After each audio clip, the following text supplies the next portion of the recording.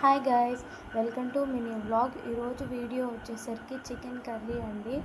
నేనైతే ఒక half KG chicken తీసుకొని ఒక 2-3 టైమ్స్ వాష్ చేసుకొని పక్కన పెట్టుకున్నాను. అందులో కొంచెం పసుపు, కారం, ఉప్పు, అల్లం వెల్లుల్లి పేస్ట్, కొంచెం ఆయిల్ వేసుకొని ఒకసారి కలుపుకోండి. తర్వాత పెరుగేసుకొని ఒక 5 మినిట్స్ అలా కలుపుకోండి.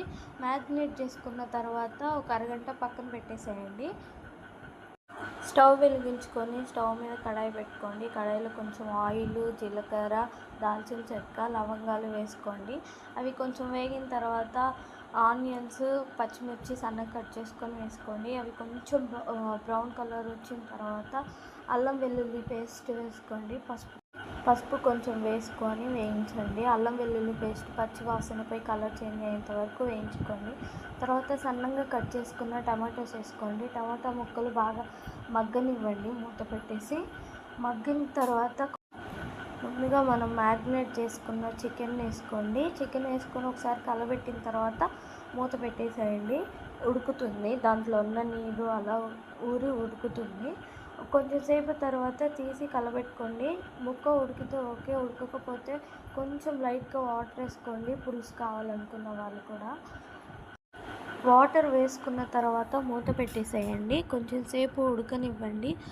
కొంచెం ఒకసారి తీసి కలబెట్టుకోండి, ఉడికిందా లేదా అని చూసుకున్న తర్వాత కర్రీలో ఆయిల్ పైకి తేలేంత వరకు ఉడికించుకోండి. తర్వాత కొంచెం చికెన్ మసాలా, ధనియాల పొడి వేసుకొని కలబెట్టుకోండి. ఒక 5 సెకండ్స్ అలా ఉంచేసిన తర్వాత కొంచెం కొత్తిమీర వేసుకొని మ్యారినేట్ చేసుకోండి. అంతే అండి చికెన్ కర్రీ.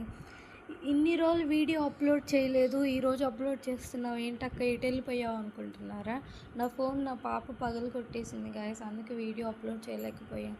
ఫోన్ తీసుకోవచ్చు కదక్క అంటారా? తీసుకున్నాను ఫ్రెండ్స్, Feb 14th తీసుకున్నాను ఫోను.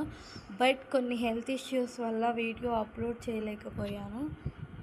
ఈ వీడియో మీకు నచ్చినట్లయితే లైక్ చేయండి, షేర్ చేయండి. మన వీడియోస్ కోసం ఛానల్ని సబ్స్క్రైబ్ చేసుకోండి. Thank you.